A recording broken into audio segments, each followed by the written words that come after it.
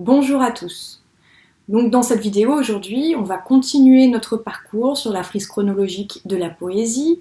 Donc aujourd'hui, on s'intéresse au XVIIe siècle, appelé le Grand Siècle, ou même le siècle de Louis XIV, le roi Soleil, qui succède à la Renaissance, qui est même une continuité directe de la Renaissance. Donc pour rappeler ce qu'on a dit un petit peu dans la précédente vidéo, ce qu'on peut retenir de cette période de la Renaissance, elle se caractérise par un fort rejet du Moyen-Âge, et s'oriente vers des idéaux, des mouvements utopistes, humanistes. On voit aussi apparaître de fortes tensions religieuses avec l'émergence du protestantisme calviniste et luthérien. On voit le français, la langue française sur le plan linguistique qui commence à s'imposer comme une langue noble, aussi noble que le latin, qui commence à se fixer dans ses règles, qui commence à avoir un pouvoir administratif, politique, officiel, donc la langue française qui devient réellement un enjeu politique. Et du côté donc artistique, littéraire, dans les mouvements de la poésie, on s'est souvenu donc notamment des poètes de la Pléiade, qui ont propulsé l'idée de licence poétique, c'est-à-dire de totale liberté linguistique dans l'action créative artistique. Et ce mouvement de la Pléiade commencera à connaître son déclin à partir de 1585, mais il avait entre-temps redéfini le rôle du poète et de la poésie en tant qu'objet artistique, et il avait participé à la fixation des règles.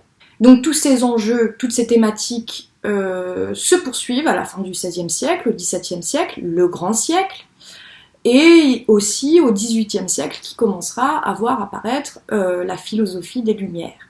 Donc aujourd'hui on s'intéresse à la période qui a connu les grands noms que vous connaissez, les Molières, La Fontaine, Corneille, Racine et tant d'autres. Et on va voir que donc toutes ces thématiques et ces problématiques, comme je vous l'ai dit, se poursuivent et même se renforcent, notamment au travers du courant littéraire qu'on appelle le classicisme, qui sera très opposé au mouvement artistique baroque qui finira, on dira, dans les oubliettes de l'histoire. Avec quelques sursauts, bien sûr, plus tard, mais bon. Donc bien sûr, vous savez que le XVIIe siècle, qu'on appelle aussi le Grand Siècle, est marqué par la monarchie absolue, vous avez appris ça déjà au collège, et donc le règne de Louis XIV qui a été le plus long de l'histoire de France, plus de 70 ans de règne, sans partage, sur le royaume de France. Donc, comme d'habitude, avant de s'attaquer vraiment au cœur du sujet littéraire poétique, on va replacer un petit peu le contexte historique et politique à partir de là où on l'avait laissé. On avait parlé de François Ier la dernière fois. Donc, il faut savoir que sur le plan de la monarchie, du pouvoir royal, eh bien, chaque décès d'un roi engendre forcément une crise politique, une crise du pouvoir, avec de forts troubles. Et en toile de fond, on l'a mentionné, les guerres de religion avec la progression du protestantisme, et beaucoup de moments sanglants au cours de cette période de la fin du XVIe, et des répressions et des persécutions à l'encontre des protestants. Donc, si le règne de Louis XIV est la consécration, on dira, de la monarchie absolue, on trouve des prémices de cela dès le règne de François Ier dont on parlait, avec une volonté de tout régenter, de tout contrôler, de rationaliser, de réglementer, y compris les arts, les sciences, la linguistique, la langue, au moyen de la langue française, qui est un instrument important pour faire avancer le destin français qui prétend à un rayonnement culturel mondial, à une puissance aussi bien politique, économique que culturelle, puisqu'on verra que de plus en plus tous les domaines culturels de la société participent du pouvoir, d'accord ? Et donc on défend à travers la langue française la vision du monde, la façon de dire et de concevoir le monde.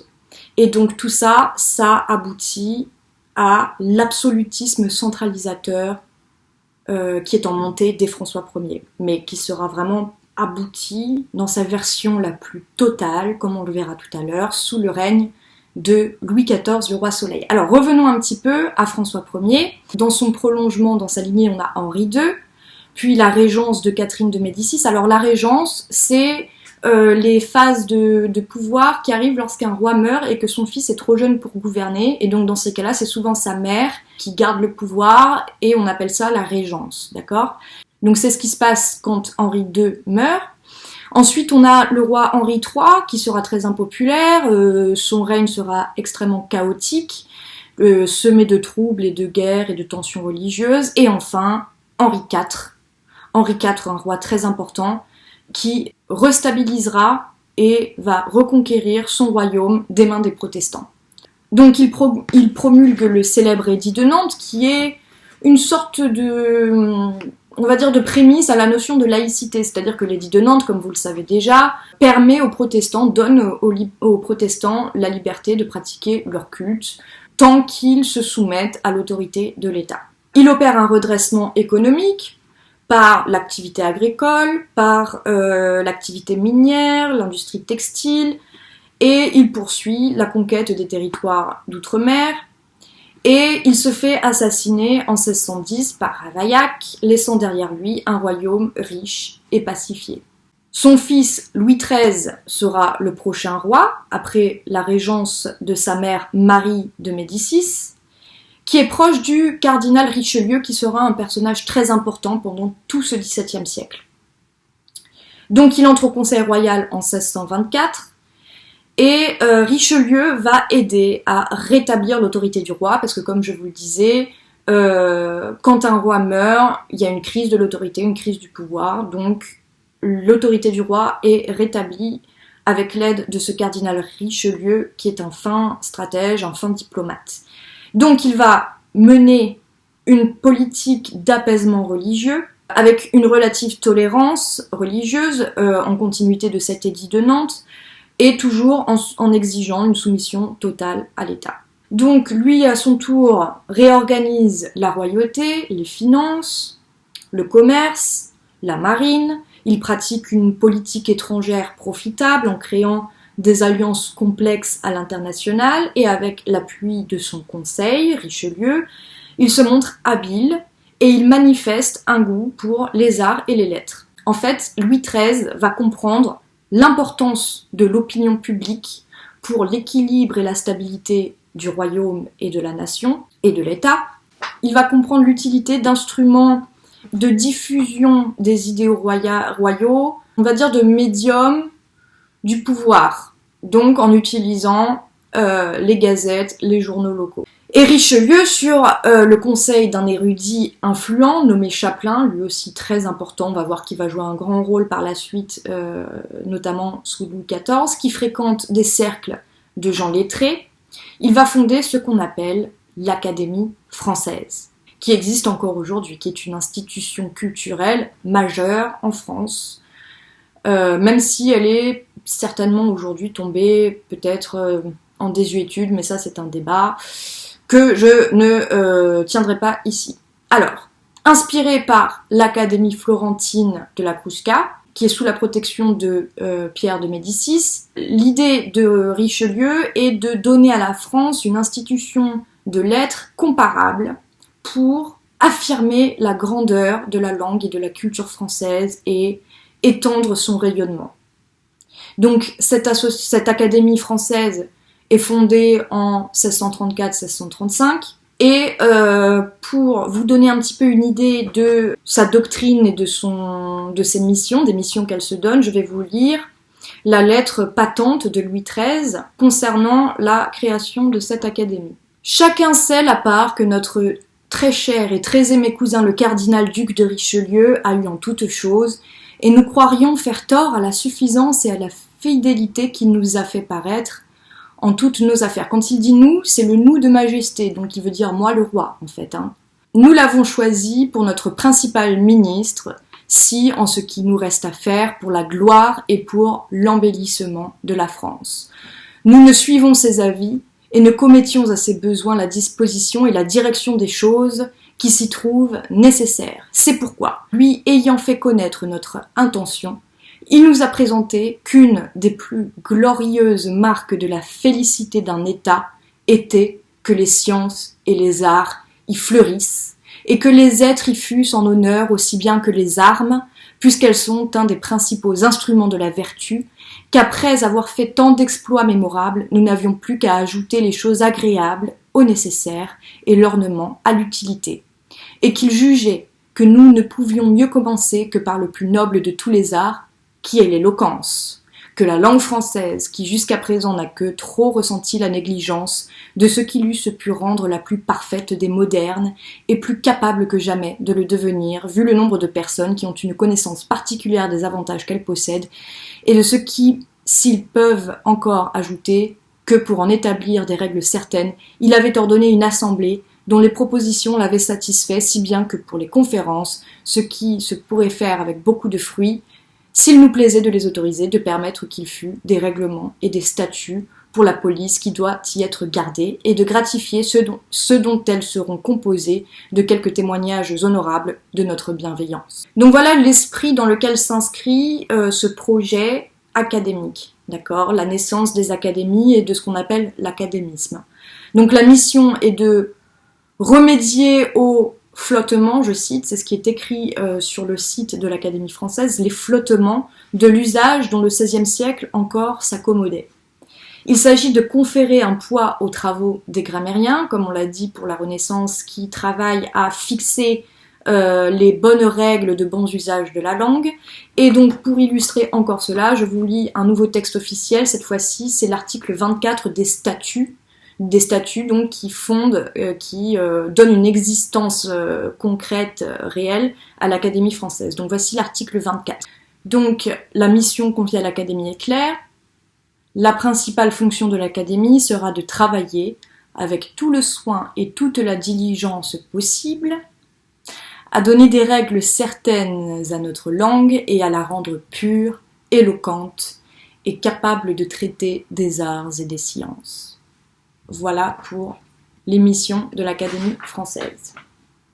Donc cette mission se traduit par notamment l'élaboration de 4 ouvrages qui feront autorité sur la langue française, le dictionnaire, le seul qui sera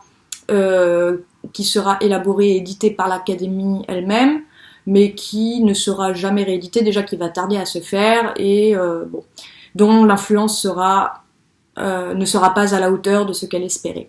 Donc on a aussi la grammaire et la rhétorique et la poétique, qui sont les 3 autres ouvrages de référence, mais qui s'élaborent hors de l'académie, mais sous le contrôle, sous la supervision bien sûr des académiciens.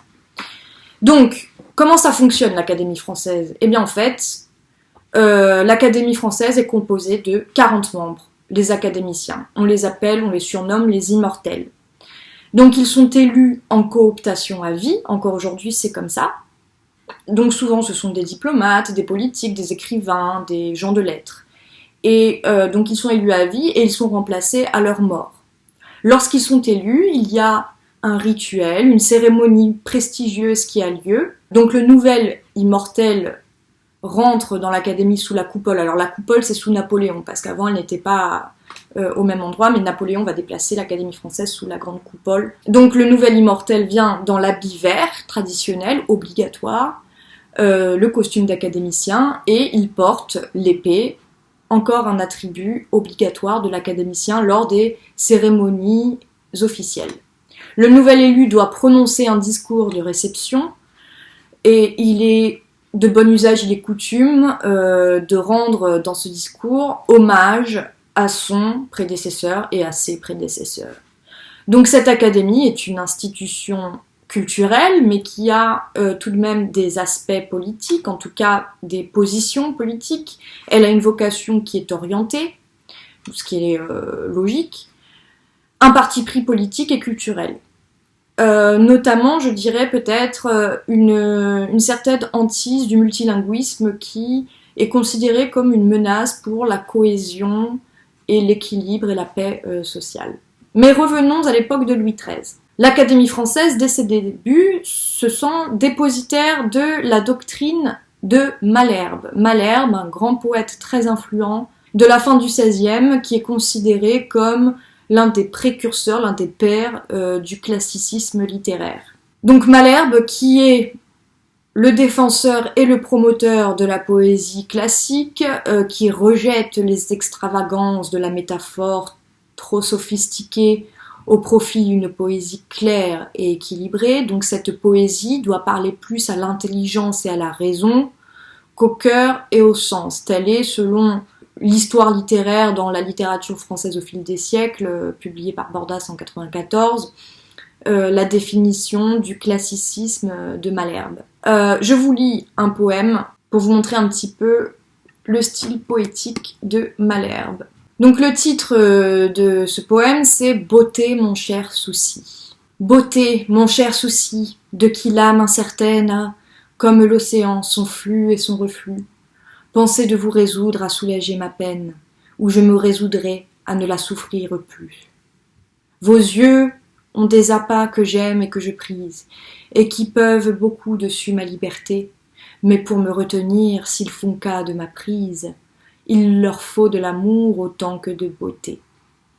Quand je pense être au point que cela s'accomplisse, quelque excuse toujours en empêche les faits, c'est la toile sans fin de la femme d'Ulysse, dont l'ouvrage du soir au matin se défait.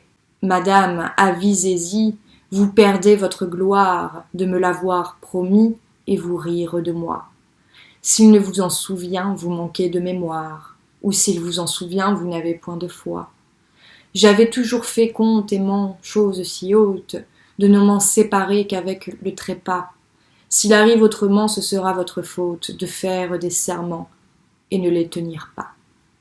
Donc vous voyez qu'on a toujours dans ce classicisme, bien sûr les références, le retour aux anciens de l'Antiquité. Donc ce classicisme va s'instaurer comme, on va dire, le genre par excellence, le genre bon, qui s'oppose frontalement au genre baroque, à qui il reproche ses exubérances, son style tarabiscoté, ses épanchements, son instabilité, son côté burlesque, l'instabilité des sentiments, le fait qu'il privilégie la forme sur le fond souvent, que parfois il n'y a pas vraiment de sens, on a beaucoup de belles choses, beaucoup de fioritures, mais pas vraiment de fond derrière, d'accord ?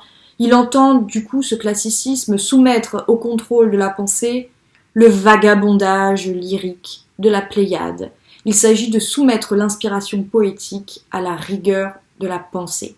Bannir l'ambiguïté et l'équivoque au profit de la clarté, conformer la poésie au bon goût et à la raison, c'est-à-dire conformer la poésie et l'art en général, parce que le classicisme ce n'est pas seulement la poésie, c'est aussi dans l'architecture, la peinture, etc., à l'image que veut se donner la royauté française, la monarchie absolue, c'est-à-dire la symétrie, l'équilibre, la clarté et la beauté. En fait, le classicisme est un petit peu le pendant culturel et artistique de l'ordre et de l'autorité de l'État.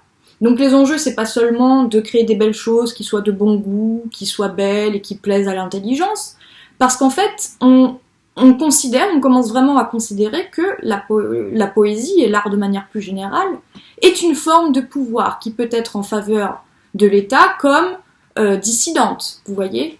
Donc on peut avoir parfois des poésies ou des arts, des œuvres d'art qui sont considérées comme dangereuses pour l'ordre social, pour la société et pour l'équilibre et la paix, en fait. Certaines œuvres d'art seraient des déclarations de guerre, non seulement à l'État, mais également à Dieu. Et je vais vous donner un exemple très très concret d'un scandale, d'une affaire judiciaire qui a eu lieu sous Louis XIII. Donc je vous parle là à présent de l'affaire Théophile de Viau. Cette affaire se produit 10 ans avant la création de l'Académie française. Et vous allez voir en quoi c'est lié, et c'est important, je pense, de parler de cet exemple.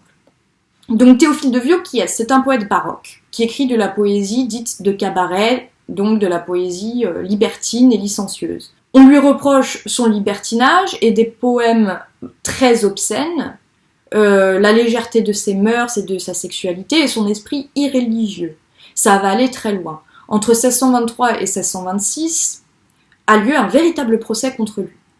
Son crime est réellement de nature littéraire. Il est incriminé pour l'impression d'un recueil collectif interdit qui s'appelle Le Parnasse des poètes satiriques de ce temps. C'est une œuvre qui est jugée immorale, obscène, une offense, elle est réellement obscène, une offense des mœurs du public. Et parmi les auteurs de ce recueil, beaucoup sont anonymes, mais Théophile est considéré comme le chef de file de la publication de ce recueil. Donc il est arrêté, emprisonné est soumis à un long interrogatoire. Les chefs d'inculpation sont blasphème, sacrilège contre l'honneur de Dieu et de son Église, abomination contre l'honnêteté publique, donc une sorte d'outrage aux mœurs et à la pudeur publique.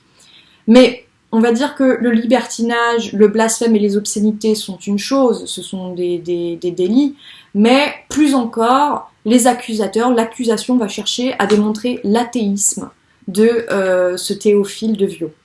Donc, non seulement son athéisme, mais la propagation sociale de cette impiété au travers de ses œuvres en vers et en prose. On accuse sa production d'être une source secrète de la démoralisation insidieuse qui entraînera une décadence nationale par la force de contagion du sentiment d'immoralité. Donc la démarche sera de démontrer son athéisme contagieux pour le faire brûler, lui et ses livres, et pour ce faire, ils vont constituer des archives très fournies d'œuvres de sa plume, parfois faussement attribuées à Théophile d'ailleurs, pour dégager une cohérence globale de tous ses travaux, qui indiquerait qu'il porte une doctrine épicurienne, donc forcément athée. Ils vont décontextualiser des extraits, les mettre bout à bout et les interpréter en ce sens, d'après la défense de Théophile. Le but est de prouver qu'il témoigne de sa haine de Dieu sous couvert de licence poétique.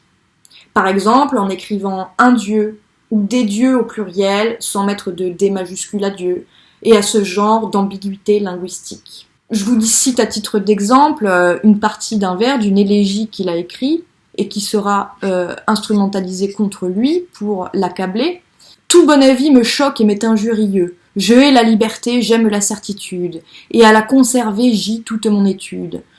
Quand le meilleur ami que je pourrais avoir, touché du sentiment de ce commun devoir, à montrer cet amour employerait sa peine, il n'aurait travaillé que pour gagner ma haine. En telle bienveillance, un Dieu m'offenserait, et je me vengerais du bien qu'il me ferait. Qui me veut obliger, il faut qu'il me trahisse, qu'il prenne son plaisir à voir que je périsse, blablabla. Bla. Et plus loin, à la fin, il dit « Je ne recherche point de Dieu ni de fortune, ce qu'ils font au-dessous ou par-dessus la lune. Pour le bien des mortels, tout m'est indifférent, excepté le plaisir que ma peine me rend. Je crois que mon servage est digne de louange, je crois que ma maîtresse est belle comme un ange, qu'elle mérite bien d'avoir lié ma foi s'il est vrai que son âme est de l'amour pour moi. » Donc la défense de Théophile sera de contrer cette déclaration publique d'impiété qui, d'après lui, serait fondée sur des vers hors contexte. Donc pour sa défense, Théophile dit qu'il n'a jamais pris prétexte sous la licence poétique d'écrire quelque œuvre en dérision de Dieu, jamais ni en vers ni en prose, d'un rien traité théologiquement. Ses accusateurs n'allèguent que des passages tronqués dont ils prennent le sens à leur fantaisie et par des subtilités scolastiques auxquelles il n'est point versé. Confondent les choses profanes avec les saintes pour en faire leur crime à ses dépens. Le passage allégué n'est pas intelligible de la sorte, c'est-à-dire de revendiquer la haine de Dieu, parce qu'il entend seulement la disposition de l'esprit de l'homme qui compatit avec l'inclination du corps, et ne peut être entendu parler de l'âme intellectuelle, capable du salut et de la damnation, blablabla. Donc en fait là, sa stratégie est de renvoyer à ses adversaires le soupçon de perversité. Il dit c'est vous qui avez l'esprit mal placé et qui interprétez mal mes vers. Il dit plus tard que le poète n'a aucune autorité pour parler de choses de théologie, donc il se met à couvert ainsi de leurs attaques. Donc sa défense en fait c'est de délimiter son territoire de poète qui n'engage aucune prétention à quelque discours théologique. En fait, Théophile montre qu'il ne cherche rien d'autre que d'arracher l'espace de la création littéraire à une juridiction religieuse qui prétend régir la totalité de la vie sociale.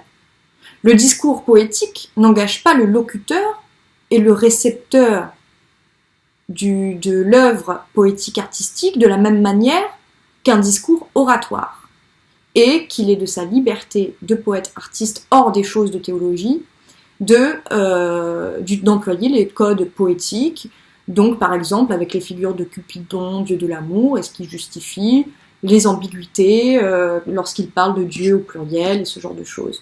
Donc en fait, pourquoi je vous ai parlé de cette affaire ?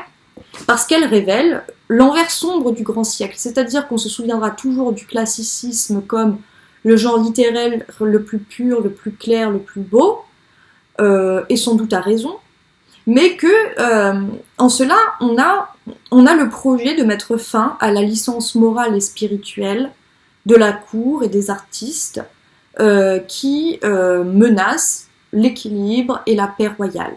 Et donc Richelieu, 10 ans plus tard, en fondant l'Académie française, fera une sorte d'exemple de l'affaire Théophile de Viau. Donc vous voyez que le contrôle de la langue académique va un petit peu au-delà, les enjeux sont un petit peu plus importants que juste de prescrire les règles de grammaire, d'orthographe et de syntaxe. C'est une réelle orientation de la pensée.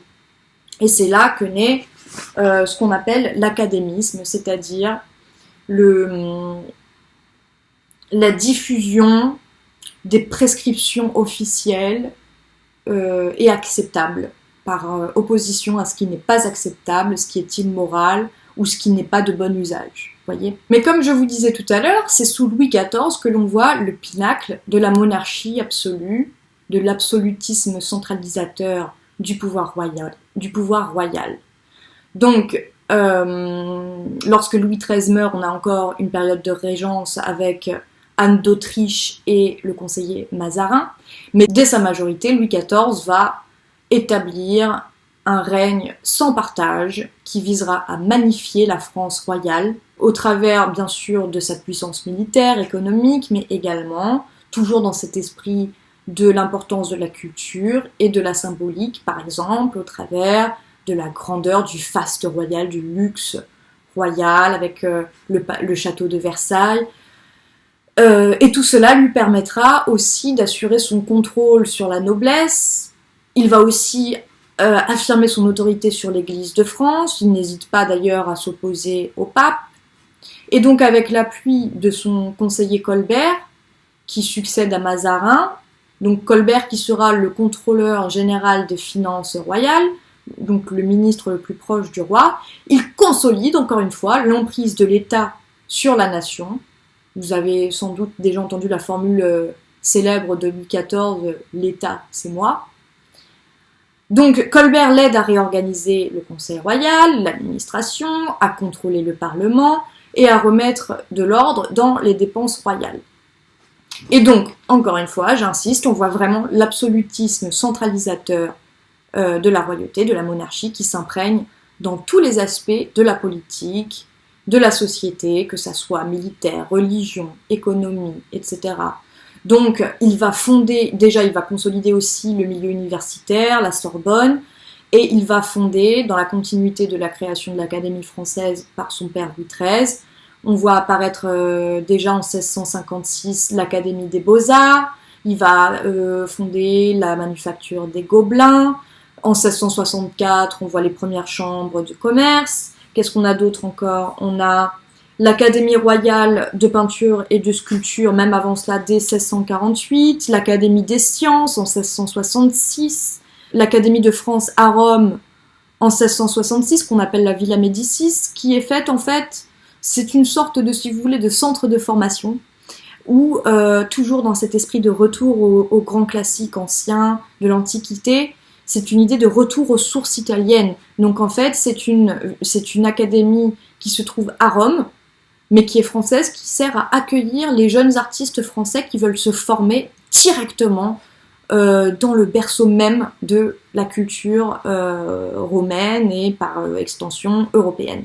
L'Académie de musique en 1669, l'Académie d'architecture en 1671, et j'en passe. Donc ce Colbert mène une politique royale visant à subventionner les écrivains dès 1662, et ça c'est très important aussi.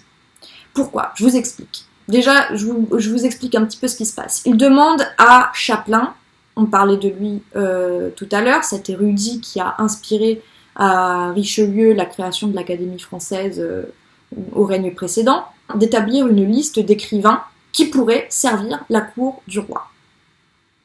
Donc, en plus de l'Académie française, se crée une académie voisine surnommée la Petite Académie, ou l'Académie des inscriptions et des belles-lettres, qui existe toujours également. C'est une académie qui vise à transmettre la symbolique royale et le pouvoir royal et toutes les choses qui émanent du pouvoir royal et qui témoignent de la grandeur royale à travers d'inscriptions sur des monuments et par la gravure. Bon, Chaplin, de son côté, pense que les vers durent plus que le marbre, mais il va néanmoins dresser cette liste d'écrivains qu'il est utile de subsidier, c'est-à-dire de subventionner. Donc on va choisir des écrivains qui sont, on va dire, dociles, zélés, certainement pas des fortes têtes, qui ne risquent pas de se rebeller contre l'autorité du roi. Et à partir de 1664, on a une première gratification qui est octroyée à 38 écrivains sous forme de bourse annuelle.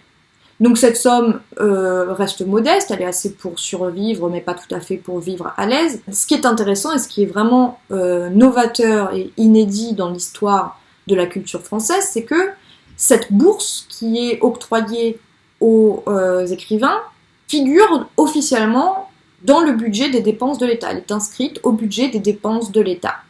Donc, c'est le début du mécénat au service de, on va dire, l'académisme royal, de la diffusion des idées qui servent la monarchie de Louis XIV. Parmi ces boursiers, on trouvera notamment Jean Racine, que vous connaissez sûrement, au moins de nom, et Nicolas Boileau, dont je vais vous parler tout à l'heure, qui mettra un petit peu de temps à obtenir cette bourse, puisqu'il était assez téméraire et une forte tête, on va dire, qui s'opposait à Chaplin dans sa jeunesse. Donc, les postes officiels sont séparés en 4 catégories pour cette bourse. On a les savants étrangers, qui aident effectivement à la compréhension et à la diplomatie et aux échanges culturels avec l'étranger, avec l'extérieur du royaume. On a les historiens et les historiographes, qui servent à inscrire le règne du roi actuel dans l'histoire de France et à le mettre en valeur. Et on a également les savants linguistes, ceux qui maîtrisent les langues orientales, comme le turc, l'arabe, le persan, et donc aussi qui participent au rayonnement et aux échanges et aux bonnes relations étrangères. Et on a enfin les écrivains proprement dits. Donc, je vous disais tout à l'heure que le revenu de cette bourse était quand même pas négligeable, mais très modeste pour vivre à l'aise, comme je vous disais. Ça peut servir à créer probablement une sorte de dépendance et maintenir peut-être l'obéissance de ces écrivains, mais malgré ce faible revenu, il y a tout de même un intérêt pour ces écrivains. Bien sûr, vous doutez qu'il y a une question de prestige, de notoriété, comme un gage de qualité de leur maîtrise, d'accord ?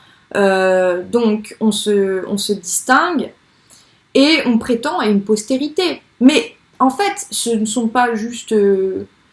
pardon de l'expression vulgaire, des lèche-bottes. Je pense que pour beaucoup d'entre eux, ils croient réellement à ce qu'ils font, ils croient à la grandeur du roi, et ils sont honorés de travailler à la gloire de ce roi qui est le plus puissant du monde et qui marquera les mémoires pour les siècles à venir. Et donc, par ailleurs, Colbert renforce la censure royale, à laquelle toute œuvre est soumise au préalable, avant sa publication. Il fera fermer beaucoup d'imprimeurs pour veiller à ce contrôle. Et les écrivains proches du roi et de sa cour, tels que les Molières, les Racine, les Corneille, les La Fontaine, seront soumis à cette censure. Et ce qui est intéressant dans cette idée de censure royale qui vraiment se renforce avec les lois de Colbert, c'est que Louis XIV est un despote éclairé. Vous voyez, c'est-à-dire qu'il est vraiment le maître absolu, le monarque absolu, que personne ne peut le contester.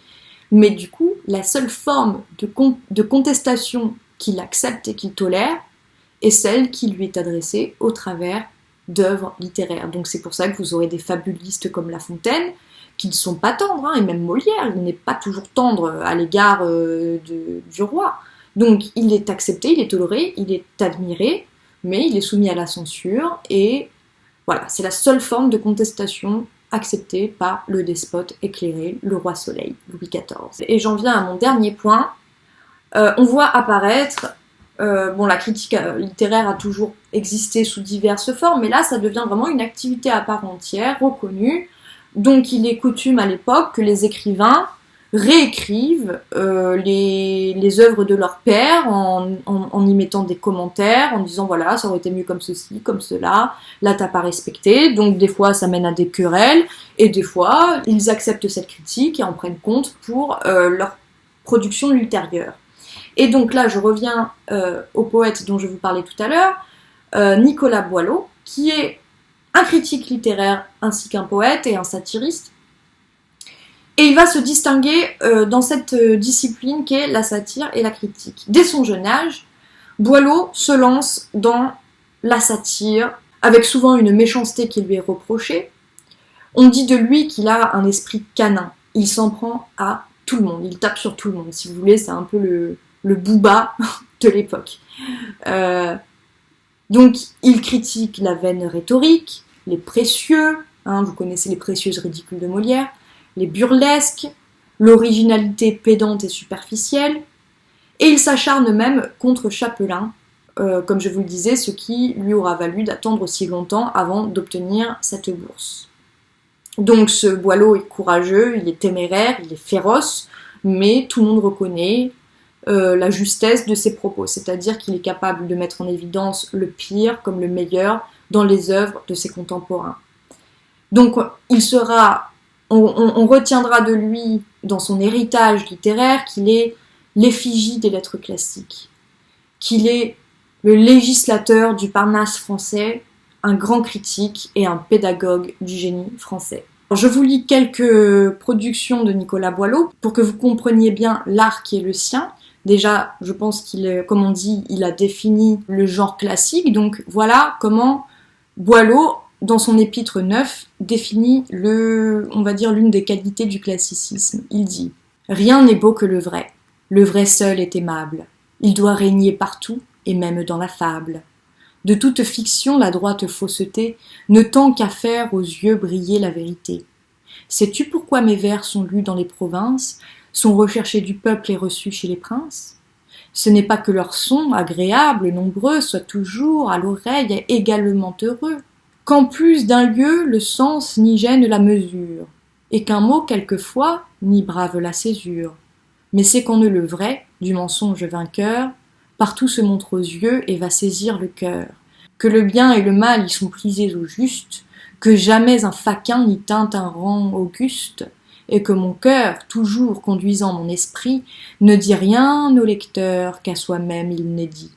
Ma pensée, un grand jour, partout s'offre et s'expose, et mon vers, bien ou mal, dit toujours quelque chose. Et sur le genre satirique, il dit « Muse ! Changeons de style et quittons la satire. C'est un méchant métier que celui de médire. À l'auteur qui l'embrasse, il est toujours fatal. Le mal qu'on dit d'autrui ne produit que du mal. Maint poète aveuglé d'une telle manie, en courant à l'honneur trouve l'ignominie, et tel mot, pour avoir réjoui le lecteur, a coûté bien souvent des larmes à l'auteur. Un éloge ennuyeux, un froid panégyrique, ne peut pourrir à son aise au fond d'une boutique, ne craint point du public les jugements divers, et n'a pour ennemi que la poudre et les vers. Mais un autre malin qui irrite et qui fait rire, qu'on blâme en le lisant et pourtant qu'on veut lire, dans ses plaisants accès qui se croient tout permis, de ses propres rieurs se fait des ennemis. Un discours trop sincère aisément nous outrage, chacun dans ce miroir pense voir son visage. Et tel, vous lisant, admire chaque trait, qui dans le fond de l'âme et vous craint et vous hait. Muse, c'est donc en vain que la main vous démange. S'il faut rimer ici, rimons avec louange, et cherchons un héros parmi cet univers, digne de notre encens et digne de nos vers. Mais à ce grand effort, en vain, je vous anime, je ne puis pour louer rencontrer une rime. Dès que j'y veux rêver, ma veine est aux abois. J'ai beau frotter mon front, j'ai beau mordre mes doigts. Je ne puis arracher du creux de ma cervelle que des vers plus forcés que ceux de la pucelle. Je pense être à la gêne, et pour un tel dessein, la plume et le papier résistent à ma main. Mais quand il faut railler, j'ai ce que je souhaite. Alors certes, alors je me connois poète. Phébus, dès que je parle, est prêt à m'exaucer. Mes mots viennent sans peine et courent se placer. Et enfin, pour terminer, je vous laisse tranquille avec l'éloge de Molière, où il rend hommage aux grands dramaturges. À Molière, accord de la rime et de la raison.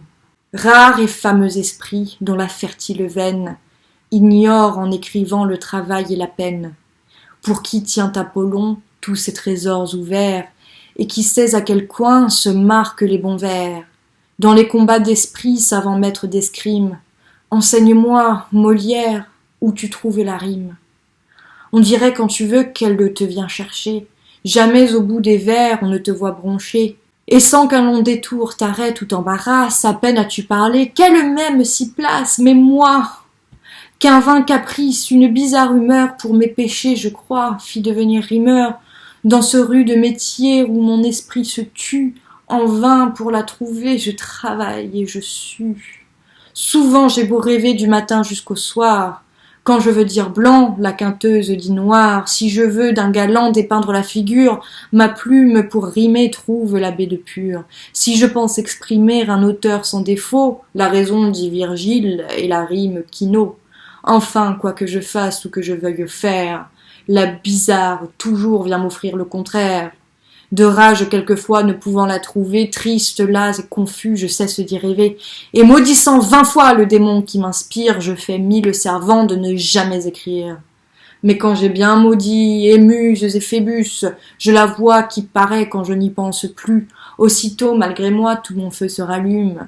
Je reprends sur le champ le papier et la plume, et de mes vains serments pendant le souvenir, j'attends de vers en vers qu'elle daigne venir. Encore, si pour rimer dans sa verve indiscrète, ma muse au moins souffrait une froide épithète, je ferais comme un autre, et sans chercher si loin, j'aurais toujours des mots pour les coudre au besoin. Bon, je vous passe la suite, et je termine avec les derniers vers.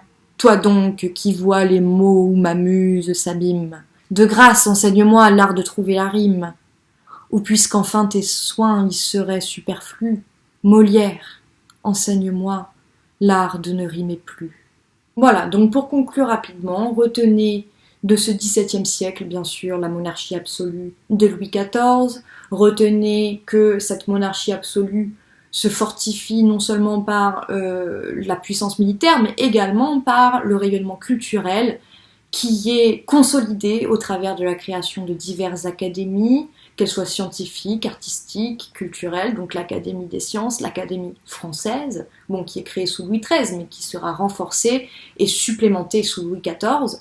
Retenez la prévalence du style classique qui sera retenu, qui marquera l'histoire littéraire et qui fera sombrer le baroque un petit peu trop compliqué, un petit peu trop tortueux et tarabiscoté. Et donc avec ce rayonnement lumineux, pardon pour le pléonasme, mais avec vraiment la lumière qui est une continuité aussi des mouvements humanistes et utopiques de la Renaissance, et cette grandeur, c'est même le côté grandiose de la culture française à l'époque de Louis XIV, on a déjà les prémices de ce qu'on appelle le siècle des Lumières, donc qui est le siècle suivant, au XVIIIe siècle, mais dont on voit déjà les prémices dès la deuxième moitié du XVIIe siècle. Et on aura notamment la querelle des anciens et des modernes, mais bon, ça, je n'ai pas trop eu le temps de vous en parler, mais ce n'est pas bien grave. Donc voilà, je m'arrête là pour aujourd'hui, et bon courage, et à bientôt.